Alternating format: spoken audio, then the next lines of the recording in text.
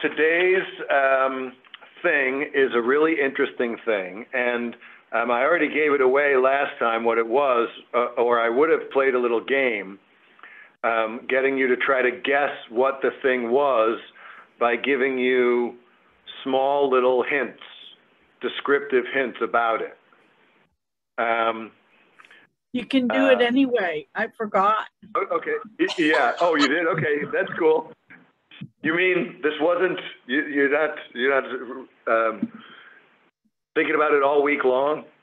Well, I take great notes. I just never went back and looked at them. So I didn't see that part. Okay. So, so let me give a little introductory spiel first, and then I'll play the guess what the thing is game. The introductory spiel is that the idea behind these 5 classes is that we're looking at objects. And the premise is that objects do 2 things. One, they carry meaning. It's not just a thing. When these things appear in the story, they are the carriers of significant meaning. And by learning about them, we understand a lot of the meaning of the story. The second thing that these things do is they drive the story. Without them, the story can't move forward. They're sort of the deus ex machina. They're a thing that comes in and serves to move the characters in some way. All of these things are not just things on a shelf. They're interacted with by the characters of the story. And so we become aware of something about the characters by understanding the objects. Now, our method for doing this has been to ask very simple, almost rudimentary questions about the things, the objects that we're looking at. We want to know, what are they and what are they made of? When we talked about Joseph's coat, we know a little bit about what it's made of, and we tried to establish whether it was striped or embroidered or decorated or embellished, and how it was made, whether it was colorful or not. You know, we learned that it was made of fine linen, and that actually made a difference in our understanding of the story. So we want to know what it's made of. We want to know, where is it? The tree that we learned about was in the center of the garden. That told us something about that tree. The tablets of the pact, the covenant, the 10 Commandment tablets, are stored away in an unusually ornate box, a very, very, very special box. So where those things are located and how they are geographically placed in the story tell us something about them. Also, when do they come into the story? These are objects that drive the story forward. So when they appear is kind of important, and we'll learn something about what they do based on when they appear. And then we also want to know, where are they? Where are they now? Whatever happened to these things? Okay, so here, for those of you who do not remember which of the things I said we were going to learn today, here we go, okay? It's small. I remember, so I'm not going to respond. And the fact that I remember for a whole week is amazing, right? That's good. That's good. Mickey, I'm counting on people forgetting. So, you know, look, as soon as you have an idea of what it is, you know, you can chime in, raise your hand, right? It's small. It's round.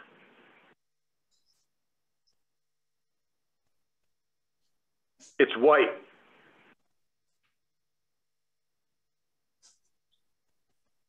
Oh, yeah, now you know what it is. Do you remember? Okay, yeah, good. It's soft. Yep. Anybody got it?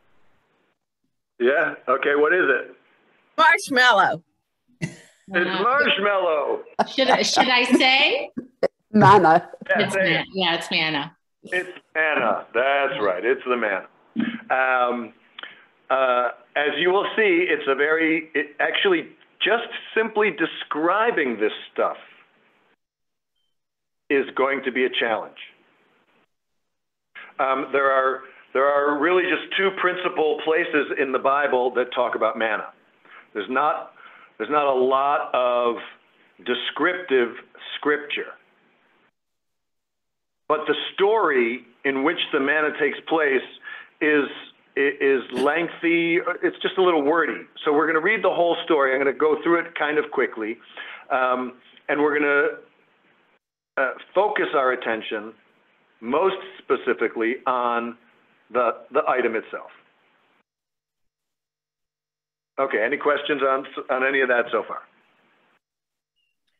Okay, I think it wasn't clear when you said small and you used that as your first one. You need some kind of scale, smaller than a bread box, smaller than. Right, that's true. No, you're right. That's why we got marshmallow in the first hand. Small is not really a descriptive. A smaller, yeah, is a good descriptive. Okay, so we're going to Exodus chapter 16. Okay, hang on here. Let me share screen. Okay, can you see that? Yes. Push this all in here. Yeah, don't worry about that. Don't worry about that. I got you covered. Okay. So Exodus chapter 16. You already know a little bit when this is. When is Exodus chapter 16? After they left Egypt. It's just after, that's correct. It's just after they've left Egypt. And we're going to see that. The story is going to locate us in time and in space in this story. Exodus 16, 1 through 36. So you see it's a kind of a long stretch here, but hang in there, we'll make it. Hold on, let me. Okay. Setting out from Elim, which is the name of a place, the whole Israelite community came to the wilderness of Sin, which is between Elim and Sinai, on the 15th day of the second month after their departure from the land of Egypt. So if you remember when they crossed the Red Sea, there's a second Passover, a Pesach Sheni, and they sort of stay near the crossing point for all the people who couldn't, for one reason or another, eat of the Passover sacrifice on the first night. They had like a 1 month later kind of thing. And then they're setting out 1 month after that. All of these things take place on the full moon. When you are moving through the desert with a large group of people, the full moon is your friend. Otherwise, you can't see where you're going, right? They did not have electric light or anything like that. So when people moved, they moved at the full moon. It's also an auspicious moment, and 2 full months have gone by. They've been marking time. They marked 1 full moon, they marked the second, and on that day they set out and they go. So they set out and they go. In the wilderness,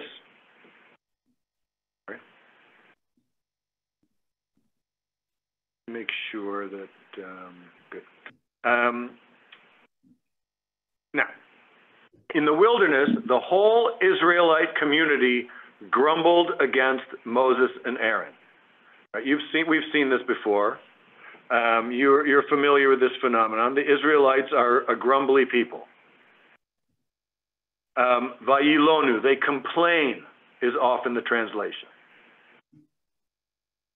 The Israelites said to Moses and Aaron, if only we had died by the hand of the Lord in the land of Egypt. Oh my God. That's such, that's such an indictment. That's a very harsh thing to say.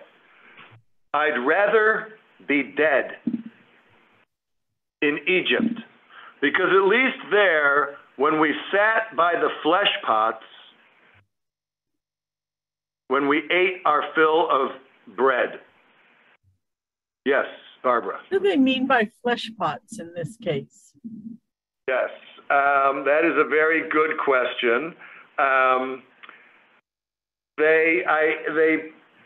Seer habasar is the Hebrew, and a seer is like a kettle, right? Like think of a round pot that's cooked over an open fire, like a witch's brew kind of thing, right? That's a seer, and basar means meat pots, stew, right? So it's a cooking pot, because flesh pot is often referred to as, the red light district.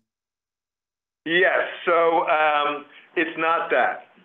They are not talking about, it's not that prostitution is absent in the Bible. There's plenty of prostitutes in the Bible, but not here. No, they're talking about the food, right? They're grumbling because, in a word, they're hungry. As slaves, they were fed. Now, they may not have been fed well. And there's actually some reasonable research on Egyptian slave diet. And it probably didn't include a lot of meat, because, of course, meat is expensive. But some, apparently, and also this very thick alcoholic bread like beer, like this liquid bread almost. It's that was fermented. So it both kept you sort of, passive and also filled you up. Anyways, they're hungry. And look, if you were hungry and you had just been a freed slave, you would also grumble, right? It's not really unreasonable. And at least at this point, we're just told that it's happening.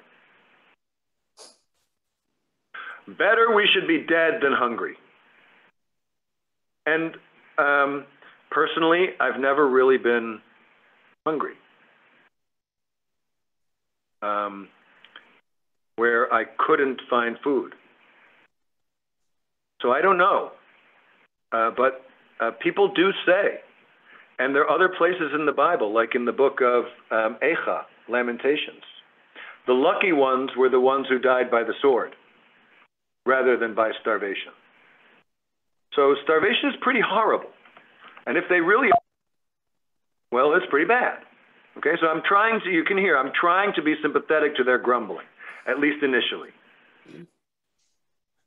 Don't worry, it probably won't last. Okay. So that's the flesh pot. For you have brought, Moses, Aaron, have brought us out into this wilderness to starve this whole congregation to death. Again, that is quite the indictment, right? Is that why Moses brought them out? No, that is not why Moses brought them out. Moses was compelled by God to liberate them from the slavery of Pharaoh. But they don't see that. And the Lord said to Moses, right, so Moses doesn't really even have to say anything to God. God hears this. God says to Moses, I will rain down bread for you. And that's interesting, right?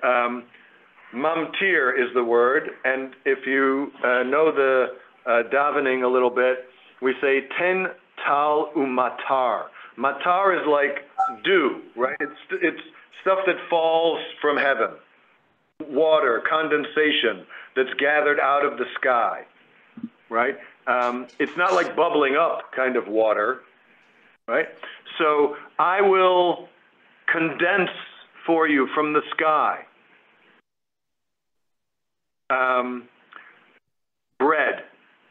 and the people shall go out and gather each day that day's portion. Now, bread, the word lechem, is also a generic word for food, just as it is in English, right? Give us this day our daily bread. That means our food, our sustenance, right? So bread is the staff of life, right? All that. I mean, bread is often, especially in the West, co-equal with all of food. So we could really say food. Gather each day that day's portion, that I may thus test them. So this is going to be a test. Somehow, I don't know what that means yet, to see whether they will follow my instructions or not. And then he gives us some instructions. But on the sixth day, when they apportion what they have brought in, right, so you'll go out, you'll gather what you've brought into your house, it will be double that amount that they gather each day. So, why? Shabbat. It's Shabbat already. Remember, we haven't gotten the 10 Commandments yet. That happens in chapter 19. So we've not received the 10 Commandments yet. But we're being trained. He doesn't say because it's the Shabbat, but it's the sixth day. So there is already a proto-Shabbat represented by this miraculous food from the skies. So Moses and Aaron said to all the Israelites, by evening you shall know. Why is this not scrolling here? Hang on. There we go.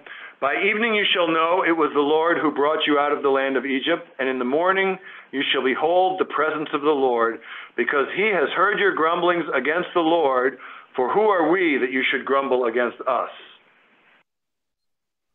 I love Moses' rhetoric. He reminds the people, you're complaining against me, but you're not complaining against me. You're complaining against God. The God who took you out of Egypt. Remember the plagues just 2 months ago, right? It wasn't all that long ago. All these people saw with their own eyes all that stuff. Moses is like, don't get angry at me, man. I am the little guy here. You are angry at God. It's actually quite brilliant rhetoric. He's reminding them, when you get angry at me, God is listening and hearing what you're saying, and he's taking it personally. Now, of course, they were hungry, so God does feed them. Now, he says, since it is the Lord, Moshe continues, who will give you flesh to eat in the evening, and bread in the morning to the full, because the Lord has heard your grumbling, you utter against him. What is your part? Your grumbling. See, they've said the word grumble many, many times here. Grumble, grumble, grumblings, and they grumbled and grumbled. That tells you that what's going on in this story is social unrest. Right? People are getting really upset. That's what grumbling is. It's not just, oh, they're a little upset. And the repetition of that builds that tension. We can tell something's not working. Then Moses said to Aaron, say to the Israelites, advance towards God, for he has heard your grumbling. And as Aaron spoke to the whole Israelite community, they turned toward the wilderness, and there, in a cloud, appeared the presence of God. God speaks to Moses. So this is a revelation of sorts in front of everybody. I have heard the grumblings. Speak to them and say, I will feed them. And they shall know that I, the Lord, am your God. Now, in the evening, quail appeared and covered the camp. And in the morning, there was a fall of dew about the camp. And when the fall of dew lifted, there, over the surface of the wilderness, lay a fine, flaky substance, as fine as frost on the ground.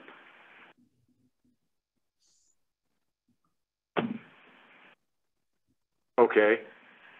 right? Not frost, not what it is, but it's like that. And when the Israelites saw it, they said to one another, Manhu. What? Man, like ma. Manhu. What is it? And of course, if you read that question as a statement, Manhu, it's manna. Right? It's supposed to be read as a question, but it gets read as a statement, and that becomes the name that we use for it. So even the name of the thing is like the word what. It's what? Oh, it's what? It's what? What? What is it? Yes, it's what? What? It's what?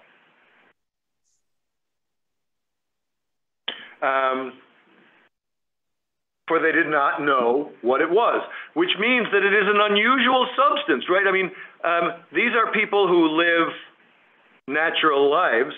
They're not urban dwellers in the 20th century. They know what's what. They've seen dew in the morning. They don't know what this is. Now, Moses says to them, this is the bread which the Lord has given you to eat, the food. This is what the Lord, and then since we know it's going to be tested to see whether they follow his commandments, here's the commandment. Gather as much of it as each of you requires to eat. An omer. An omer is a big basket. To a person, for as many of you as there are. Each of you shall fetch for those in his tent. Okay, so let's just break that down. You're going to go out in the morning. You're going to gather by household, basically. So in my tent, for example, we have 2 children, wife and husband. So we'll gather 4 omers that day. That will be the correct amount for us in our family. The Israelites did so, some gathering much because they have big families, and some gathering little because there's just them. But when they measured it by the omer, he who had gathered much had no excess, and he who had gathered little had no deficiency.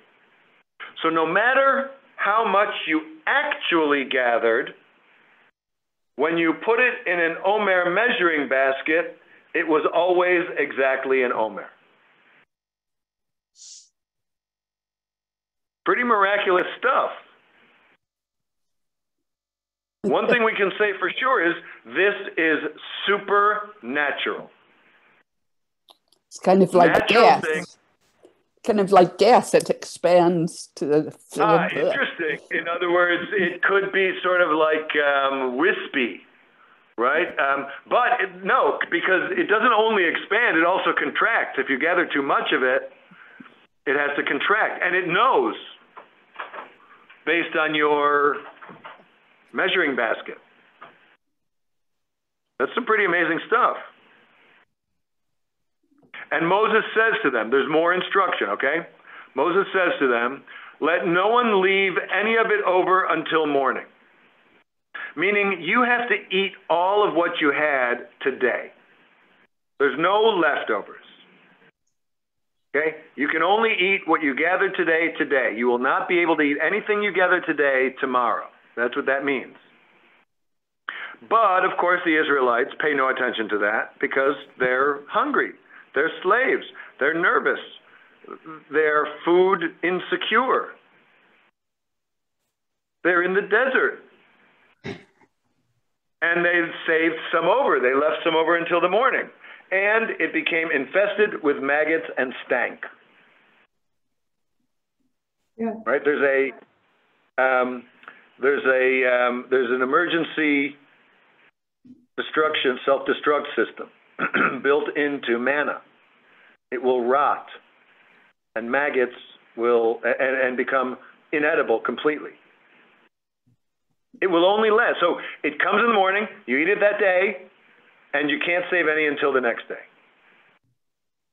And Moses, of course, was angry with them. So they gathered it every morning, each as much as he needed to eat, and when the sun grew hot, it would melt.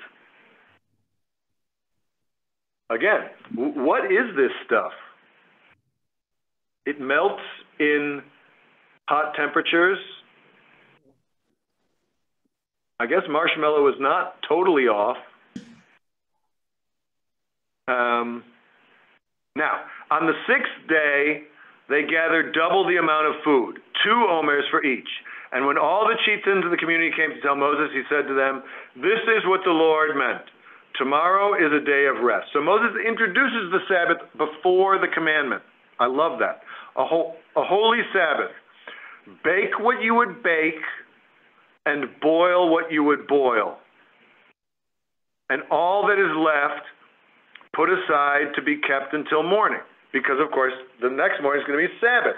And you're not going to be able to collect it on the Sabbath. It's a rest day. No collecting. No creating, no collecting. What's interesting to me here is bake what you would bake and boil what you would boil. So this stuff can be baked and it can be boiled.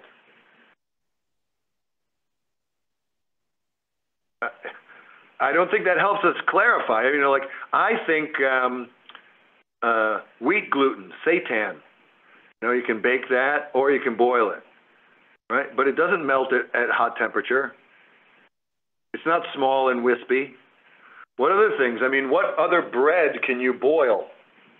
Was it Bagels. like a canadle? Like Bagels. bagels, or is it like a matzo ball? Like, is it a fluffy, like if you gather this together and you press it together and you boil it, it will... What is this stuff? All right, hold on. We got a little more. Don't worry. They did, they put it aside as Moses had ordered, and they did not turn foul, and there were no maggots. And Moses said, "Eat today, for today is Shabbat, and you will not find it today on the plain. 6 days you shall gather, and the 7th of Shabbat there will be none." Yet some of the people, of course, went out on the 7th day to gather, but they found nothing. See, I think the point of this is we have like a little movie montage of mishaps where they're not following instructions and they're sort of tripping over themselves, and this miraculous food that is truly amazing and feeds them 100% without them having to do anything but gather it.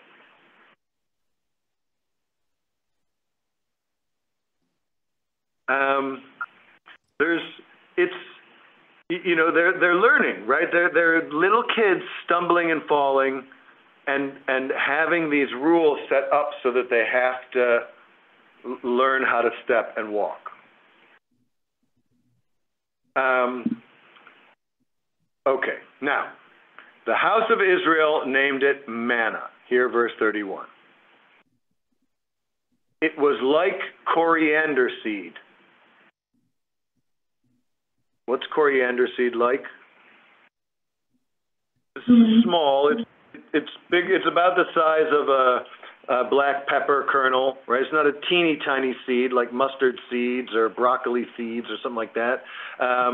But it's not like a nut, or a big thing, right? It's a coriander seed. It's relatively small, right? In what way was it like a coriander seed? In its size, in its color, in its smell, in its taste? It was white. It tasted like wafers in honey.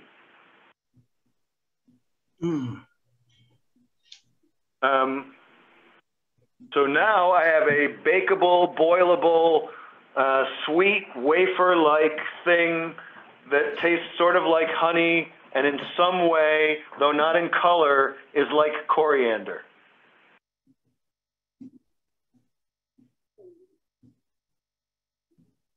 Manhu. Yeah, Barbara. Am I misremembering? Because I thought that if you liked red sauce, it tasted like tomato sauce. If you liked beef, it tasted like beef. I thought the taste changed. Is that somewhere else, or am I just not remembering the proper story? You have to wait.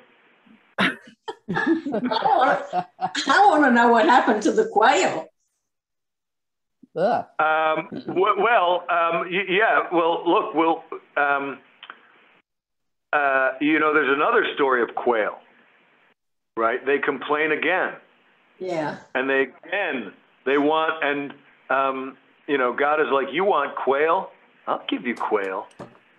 And they eat quail till it is coming out their noses. And it causes there to be dead quail carcasses up to their knees, and causes a plague in which I believe the number is 24,000 people were killed. Wow. So, not to be on like a vegan spree or anything, but the manna is vegan, and the quail were not, this was not a gift. This was a punishment. Anyways, now, Moses said, this is what the Lord has commanded. Let one omer of it be kept throughout the ages, in order that they may see the bread that I fed you in the wilderness when I brought you out from the land of Egypt. Wow, what a brilliant idea, right? This gives us a hint, by the way, that the manna is going to be time limited, only in the desert. And in fact, in the book of Joshua, it tells us that after the first Passover in the land of Israel, there's no more manna. So manna is only for the time in the desert. It's geographically and chronologically limited. But God tells Moses, people are going to forget. So keep a measure, an omer worth, right? A big basketful, not a lot, but not a little, for all the ages, so that everyone can witness this miraculous stuff, amazing food. And Moses said to Aaron, take a jar, put one omer of manna in it, and place it before the Lord to be kept throughout the ages, as the Lord had commanded Moses. Aaron placed it before the pact, which means what from last week? He places this jar of manna right next to the ark of that houses the tablets. And the Israelites ate manna 40 years until they came to settle in the land. They ate the manna until they came to the border of the land of Canaan, the omer, and then this is also very interesting, so that you know what an omer is. It tells you that an omer is a tenth of an ephah. Scholars love that stuff. These are seams. These are seams. They point you to something. Why does the Bible have to say this? Well, it only has to say it if people don't know it. This is exactly that kind of information. I don't need to know this unless I don't know what an omer is. So omer must be a kind of measurement unfamiliar to the early readers of the Bible. So if I can identify who and when and how people knew what omer was and what the linguistic origin of it is, as opposed to ephah, well, I can understand a lot about how this passage may have come to be. All right. Any questions up to there? Yeah, what's an ephah? Yeah. It's about 10 omer. No, these are generally measures of volume, right? An omer and an ephah are measures of volume and or weight, right? They're not like, a length, size, like that. Ephah has been referred to a wheat, like a sheave, right? A bundle of wheat, right? So imagine a big, bushel, a 50-pound bag of rice and a 5-pound bag of rice, right? That's the kind of distinction. One is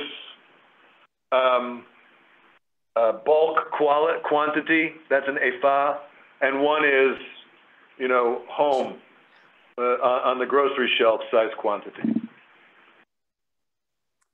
A big basket as opposed to a pallet kind of thing. And do we know what happened to that was right. by... Yeah. Wouldn't that be awesome if that measure of manna was still around? Or is it even referred to further? I don't remember it being. Well, I don't think it is referred to further. It's indestructible, right? I mean, it stays overnight. It doesn't go bad. It doesn't go rotten. It's like, I mean, it should last forever, at least this one particular miraculous bunch of it. So maybe somewhere, buried under rubble of 1,000 years is a jar filled with manna. I like to think about that. I don't know, maybe not. Look, somebody asked me last week, I think it was Marcia, when I was here at the synagogue, said, we're talking about these things like they really existed. And I said, yes, we are. We're talking about them like they really existed, because I find that helpful, right? That's the lens. That's our method. We want to, take it at its face value. But obviously the tree is not a real tree, right? Even Maimonides says, there's all kinds of early precedent to say the tree is a mythological tree, right? This is a thing that isn't a real tree. There's no tree like that. So that one, I think that's tough to say was a real thing. And manna too. If manna is real, it literally isn't like anything else ever in the history of the universe. And it's truly miraculous, 100% disconnected from the laws of nature and governed strictly by the, caprice of God.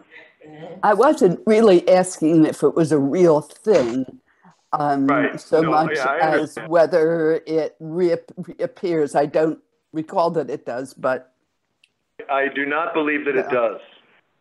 Yeah. The plan. Well, right. The plan to keep it either was unnecessary or didn't work. What do you mean, Cynthia, that we didn't need to? You can call me Cindy. We're friends now. But okay, sorry. Just a stupid screen. So it really doesn't matter what the manna is or was, and it doesn't really matter whether or not it exists. I see it as just a way of teaching the Israelites to be faithful to God and not faithful to Pharaoh anymore. It's right. So it's and if the manna no longer exists in the story, it's because not that we as a people don't lose faith, but maybe there are other tests along the way or other ways to connect us to God. And if the manna disappears, it's because God doesn't need it's not about hunger, about physical hunger. It's about our connection to God and being reliant on God. Well, look, manna is all God. Right? It's not agricultural. We just gather it. We don't plant it, take care of it. We have nothing. We're literally dependent on every single day. And in a similar way to how we're dependent on Pharaoh every single day, right? The slave is dependent upon the master. And in our early years, we were equally dependent on God. But the pivotal difference, and by the way, that's played out in a number of other scenarios too. The pivotal difference is God is God, not Pharaoh, right? God wants life, not death. And I do think there is a substitution for the miraculousness reminds us of the presence of God. Our dependence on God, this is a little problematic, reminds us of the presence of God. That's why the cloud is there and it appears. And every single day you have to go back out and be dependent upon God in this way. Once you get to the land of Israel, well, first of all, we have agriculture.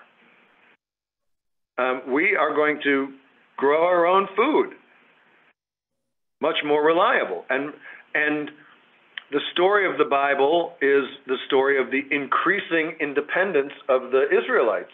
It's like they used to be like little children, and now they can, God is less present in history. He doesn't feed us anymore. And the land of Israel itself serves as a reminder of God's presence and a fulfillment of the covenant that I will fulfill. I will, settle you in the land. So, in addition, Cindy, you're right that the text tells us explicitly this is a test, and like so many tests, it takes them a while to pass it, but they don't pass the first time. Some people went out and they gathered too much, but of course they found out that it didn't last. And then some people tried to go out on Shabbos, but there was none. And of course, they really wish they had quail. Oh God, we don't want this. We want that other free stuff. Now, others. Yeah, Mickey. I guess in my own mind, I've always thought that the manna tasted like whatever you wanted it to taste like, but it was a reminder to me of the plentiful food supply we have today. Yes, so I do think there's, at least for me, these stories make you think about what you need. What do we really need? And if you all you have to do is look a little bit into the amount of food that is wasted. It's shameful, 100% shameful. We throw away miraculous sustenance from the earth. The earth gives us food for free. It just grows right out of the earth. And all we ever needed grows for free. And we crap it all up and throw it out. Waste it. Devastate it. I mean, talk about needing to learn a lesson from it. I think there's a lot of powerful contemporary lessons about this. But I certainly think, if to take it in its shot, in its context, if you were the Israelite and you had been so deprived by slavery for so long, and suddenly you're free, and there's food out right in front of your tent, and he says, go and gather as much as your family needs. Oh my God, I mean, this happens, right? Refugees, people after they're starving, they eat like crazy. Right? People can't help themselves. I mean, it's well documented. People who have been systematically starved lose the capacity to regulate their eating, and of course, unregulated is bad. I mean, it's just really, really bad.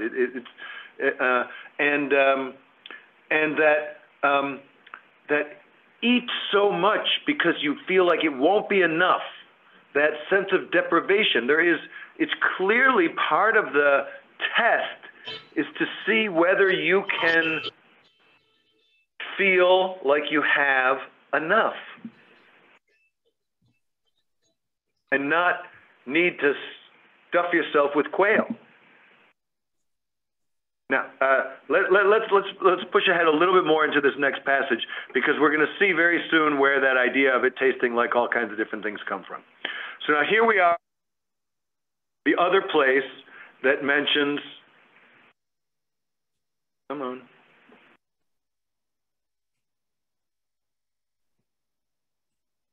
You'll have to forgive me, this is not my computer, so I only half know what I'm doing here.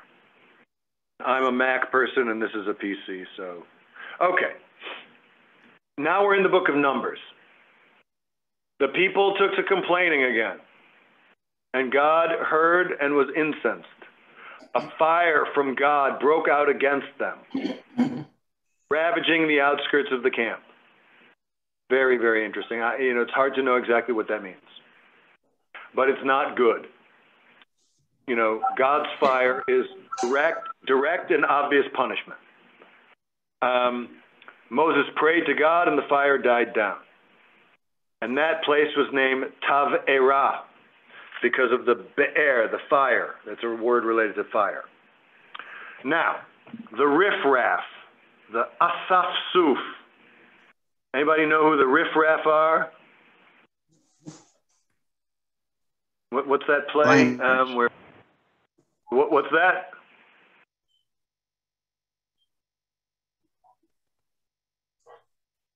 Somebody said something I didn't hear. The complainers.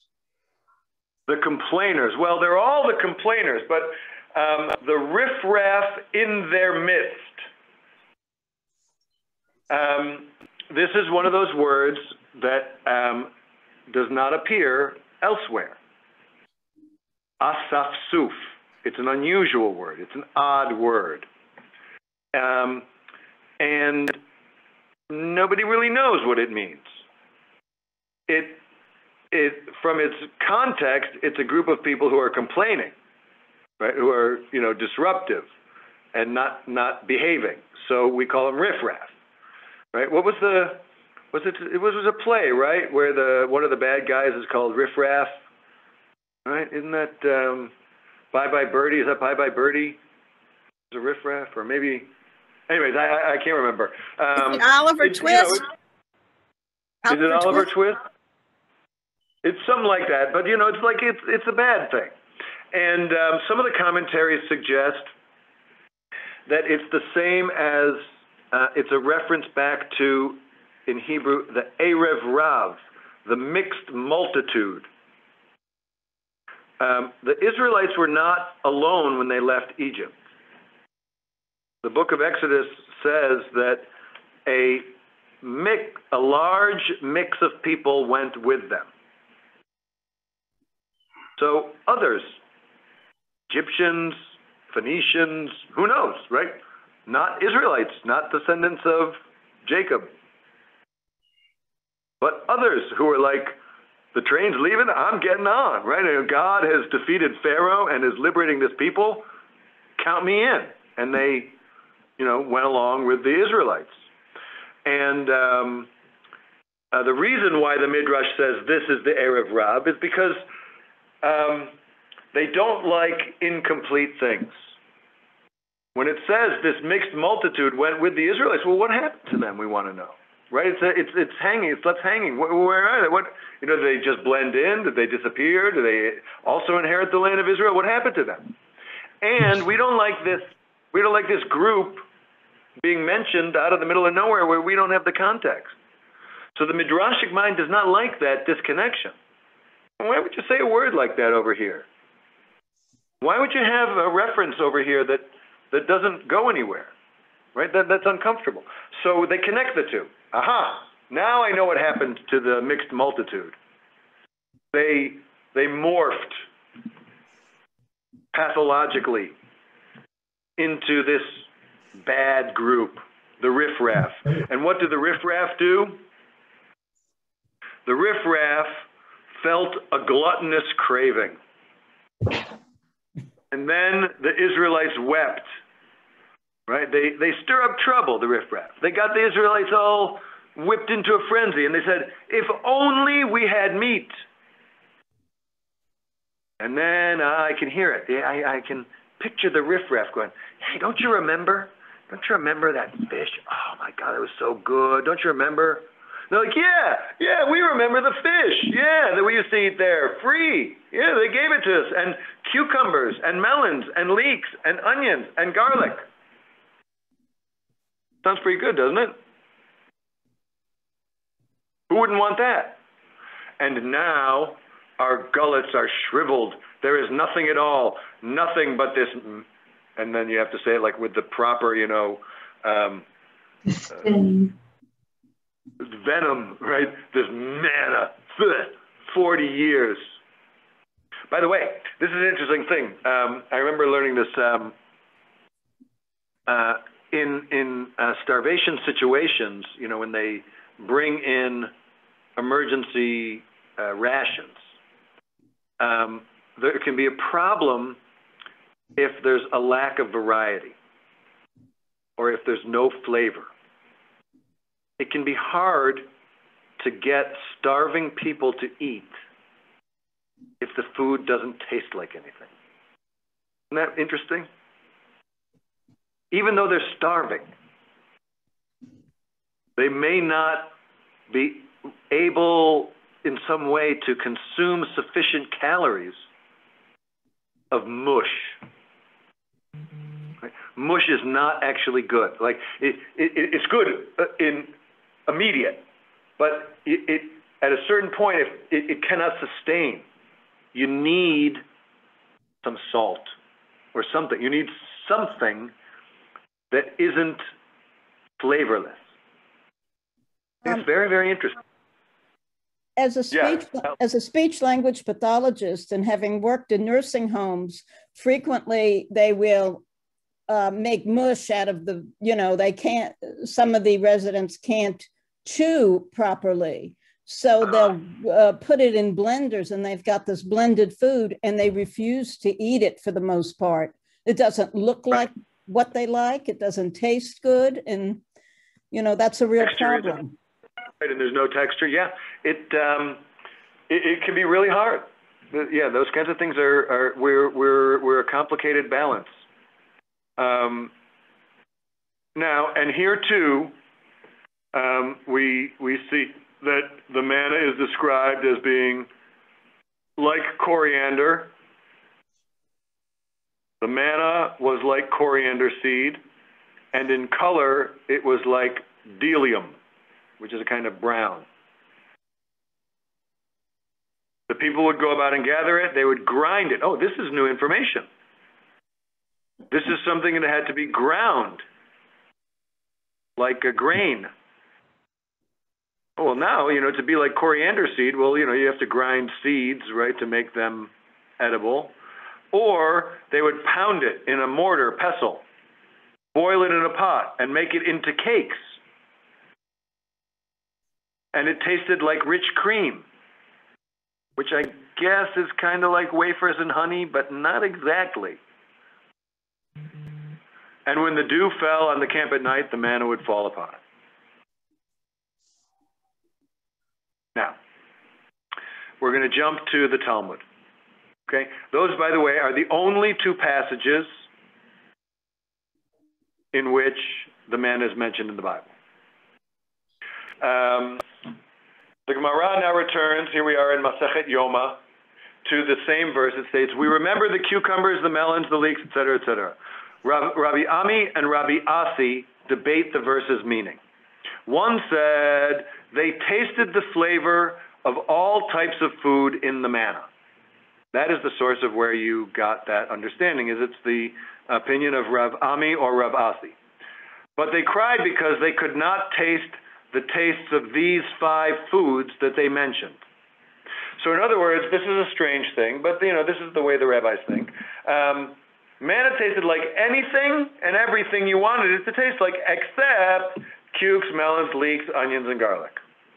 Now that you eliminate leeks, onions, and garlics, that's a lot of my cooking at least. But still, it doesn't seem like 5 out of countless numbers of flavors should really be all that big a deal. And the other said they tasted the flavor of all these foods and their textures. That's interesting. So manna not only tasted like cucumber, but it could also have the texture of cucumber, that refreshing snap and bite. And it could have the texture of, onion. I'm assuming cooked onion. The sensation was so strong that it seemed to them like they were eating those foods, even though they weren't. However, with the foods they listed, the people only tasted the flavor and not their texture. So you see, Rav Ami and Rav Asi are really disagreeing about a very, very small part, right? What are the people really complaining about? Because again, remember, their complaint kind of should be small. It's petty. Really, these 5 foods you can't taste? You can taste everything you want in the whole world except for these 5 things? Okay, they may be good, but still it's only 5. And Rav Ami says, no, honestly, they could still taste the flavor of those things. They just couldn't taste the texture of those 5 foods. Everything else they could taste all the flavor and texture of, but just the texture. Comments on that? Now, again, that just makes this more miraculous. Yeah, Eddie, did you have your hand up there? No? No? Am I missing anybody that I'm not seeing? Maybe, yeah. Maybe they were just getting bored with it. And the tastes were coming from their imagination, and they were getting tired of trying to imagine it. It is hard to imagine, and food is so unusual. You know, what we like, when we're hungry, how we learn to eat. So much of our connection, relationship to food is learned, not natural. Food is connected to occasions, and of course it's directly connected with our whole body chemistry. I mean, you eat and it changes your whole body. You know, did this food, even if it tasted like it, did it affect their body like cucumbers versus onions? You know, those 2 things have different chemistries to them. They affect us differently. And sweet cream and honey, right? None of those are cucumbers and onions and leeks. Melons. So aren't we more confused now than ever before by this stuff? It is truly, it stumps you. You know, I can picture sapphire carved from the inside out and with tablets and like I can, okay, you know, I have a broad imagination, but I'm stumped. Do they make bread out of this, or does it boil, or is it cakes, or is it like honey, or is it wafers? Coriander, does it have to be ground in order to work, or do you have to pound it out? Like, you know, it's a moving target. Maybe it's supposed to be. Maybe again, let's remind ourselves the whole. Yeah, Eddie. So maybe this is supposed to be like everyone needs something different from God, and how they interpret it is different. What their needs are and how those needs are met. That the way our needs are met can be very personal. How do we know that God is with us?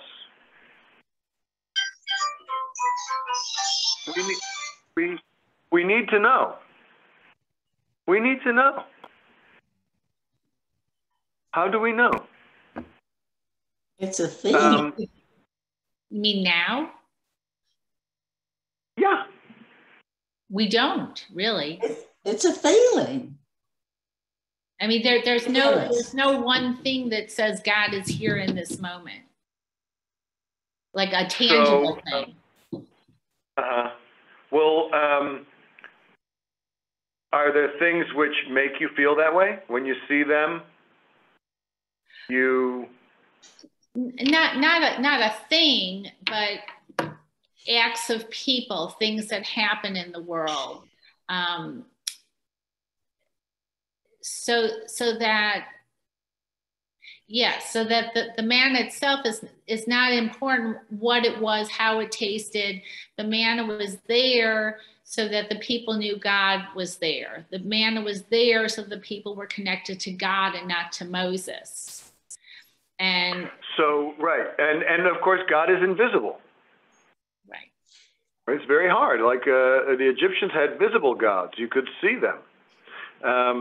This God, I can't see him. They wanted to build a sculpture to be able to see God. They didn't actually think that golden calf was going to do magic for them. They knew, they weren't stupid people. They knew it was just gold. They believed that this was the way you could see God. and it could encapsulate, could hold God. See, I think we even think that like maybe about like food, right? Like even the manna, this stuff can't hold it. God is unholdable. Yeah, Mickey. You ask how we know we're in the presence of God. When you see a newborn baby, when you see the sunrise, when you see the full moon develop into a sliver, all of those things make me know there's a God. Right. Yeah, I think there are things that we see that remind us. How about a mezuzah? Right? Isn't that the whole purpose of a mezuzah? To remind you? And a mezuzah is actually just a tiny little Torah scroll. Every time you see the Torah, we're reminded. Every time we see the tzitzit, whose purpose is to remind us of the mitzvot. I like the analogy of a wedding ring, right? The wedding ring it tells two people something. First of all, it tells all the other people out there, spoken for. But it also tells me, right? Oh, yeah, right. Right? It's a reminder. Turns out we need reminders.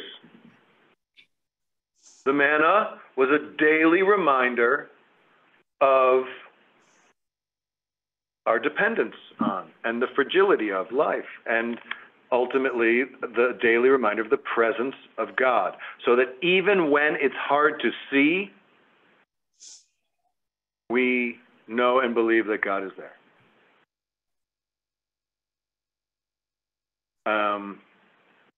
All right, I just got one last, thank you so much. Okay, good. One last passage here.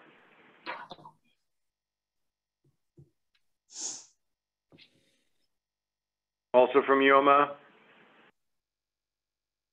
With regard to the manna, the Torah further states it was white, like coriander seed, and its flavor was like wafers and honey. The Gemara questions this since coriander is brown, not white. Rav Asi said the manna was round like coriander, but white like a pearl. This was also taught in the Braita. Coriander, God, is so named because it is similar to flax seed on their stalks, which are agud, like bound together. Flax seeds are in little bunches. So, all right, that's a little bit helpful, I guess. Others say it's called God because it's similar to a tail, Haggadah, which draws a person's heart towards it, just like water, which is essential for life. All right, all very interesting. Now, it was taught in another Braita. This is my favorite passage about manna and why manna is called like God, which is the Hebrew word for coriander. It was called like God because it was magid. It tells you something. It told the Jewish people, and what does it tell us? The answer to issues of uncertainty, such as the paternity of a baby. What?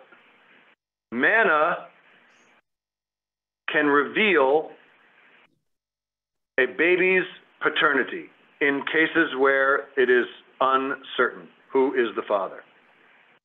Want to know how? It's pretty cool. Okay. If a woman remarries within just a couple months, 2 months after her divorce or the death of her husband, and gives birth 7 months after her marriage, it is unclear if the baby gestated for 7 months and is the son of the second husband, because that happens, right? Babies are born after 7 months, that can happen. Or for 9 months and is the son of the first husband. The manna would tell them if the baby was born after 9 months and belongs to the first husband, or if it was born after 7. Since manna was collected by each family based on the number of its biological members, the manna establishes the baby's paternity. Because if too much, it goes away. Right. So I get divorced, and 7 months later, my ex-wife has a baby. Now, we had 2 children together. And when I go out to collect manna, I gather 3 omer, because it's me. I'm divorced now, so it's just me, not her, and my 2 children. But when I bring it back to my house and I measure it out by omer, what do I have? 4 omer. Because remember, if I don't gather enough, it multiplies to be enough for the people in my family. And that kid is not the other husband's kid, it's my kid. And of course, God and the manna know this. How else? I mean, how it's going to work if they don't know this, right? So even though I don't know that that kid is my kid, God and the manna know. And when I come in and suddenly there's more manna than there are people in my household, I know that I have a little manna eater somewhere else. Better than DNA. That's right. I mean, it's really pretty good, right? And of course, that other guy, right, he goes out, he's like, aha, my new wife just gave me this child. He goes, I mean, he's like on top of the world, right? He goes out, he gathers 3 omer, because, of course, there's 3 people in his home. Whoops. But then when he measures it out, there's only 2, and now he has to realize that he is not living with his child, but he's living with the other guy's child. Isn't manna great? But where is it? But where is it? So that is, of course, the big thing, right? Where is it? And the truth is, it's gone. It's totally lost. We have no idea what this thing is. There are things that are mysterious, objects that are mysterious in the Bible, but we at least have a good idea. Like, we don't know exactly what the priest's garments looked like, but they're described, and people have made renderings of them, and they more or less all look the same, right? I mean, you can kind of imagine what it looks like. I don't know exactly what Joseph's coat looked like, but I have an idea, right? Okay, like a tunic, I know what a tunic is, I know what embroidery is, and I can picture it. I have no idea what it is. It does not behave like anything that anybody has ever seen. It is truly a sui generis kind of thing. And as such, I think we have to look for it in other things. I think, and my default is always to Torah. We know of the covenant. Remember, this thing is a reminder of the pact. It's a reminder of the covenant. Not just that God can do miracles, but that he has made an eternal covenant with the Jewish people. That even when we do not see him, he is there and with us, and that covenant lives. And so, for me, the measure and the marker, rather, of the covenant is the Torah scroll. It is how we know that we are children of the covenant, that we are the inheritors of this tradition and of this miracle, and that were it not for the manna, our ancestors would have disappeared in the desert, and we would not know the Torah. So to me, maybe that's a cop-out. But again, the placing of it next to the Ark of the Pact, something which will tell future generations of the miracle of the desert and of liberation, and that the purpose of God is to liberate. What tells us that better than the Torah?